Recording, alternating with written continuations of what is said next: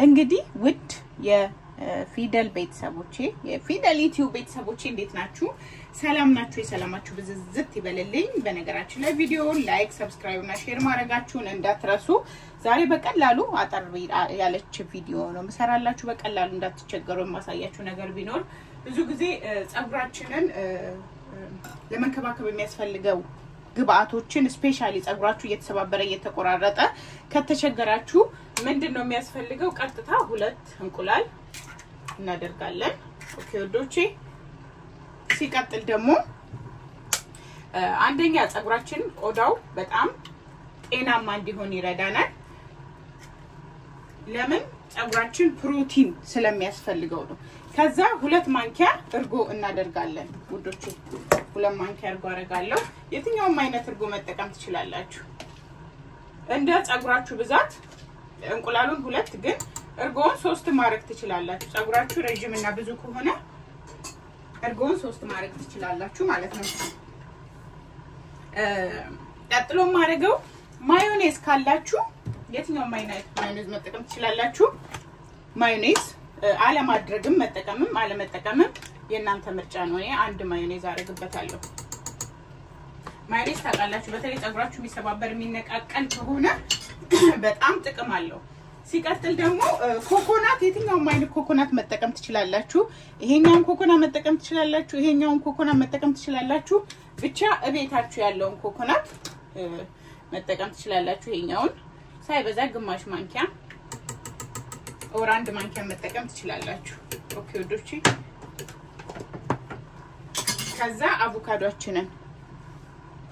አቮካዶችን መጀመሪያ መታጠቡ እንዳትረሱ። በደንብ በሰል ያለ አቮካዶ ሲሆን አሪፍ ነው።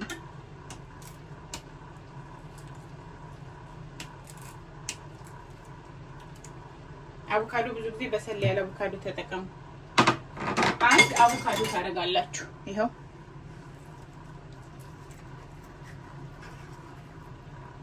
ጸጉራችሁ የሚነቃቀል የሚሰባበር ከሆነ ይሄኛው የጸጉር ፕሮቲን ነው። ጸጉር ምን ጊዜም ፕሮቲን በሳምንት አንዴ ግዴታ ያስፈልገዋል። ይሄንን በቀላሉ በቤታችሁ ለጸጉራችሁ እድገት ብዛት ጥንካሬ በጣም ያስፈልጋችኋል። ከዛ አሁን የምናደርገውን ነገር ጨማምረናል። ገጥመን እንፈጨዋለን። በደንብ ላም አድርጋችሁ መፍጨታችሁን እንዳትረሱ።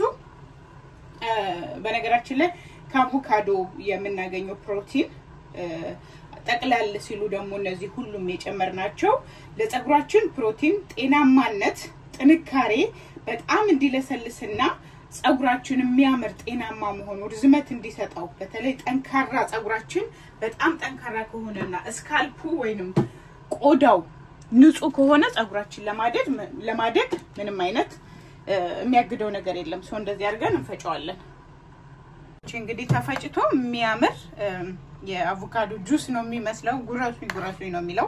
ይሄንን ጸጉራችሁ ላይ ተቀባላችሁ። ከ30 ደቂቃ በኋላ እስከ 45 ደቂቃ ማቆየት ትችላላችሁ። ከዛ ተታጠቡታላችሁ። ታጥባችሁ የፈለጋችሁትን ነገር ጸጉራችሁ እርጥብ ይያለ አፕላይ አድርጋችሁ ብሉ ማጂክም ዳክስም ምንም ሊሆን ይችላል። ከታጠባችሁ በኋላ ጸጉራችሁ እርጥብ ይያለ ጎንጉኑት።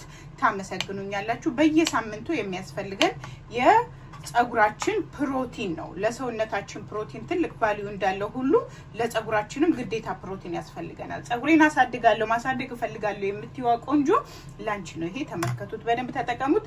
በየሳምንቱ ይሄን ተጠቀሙ፣ ትወዱታላችሁ።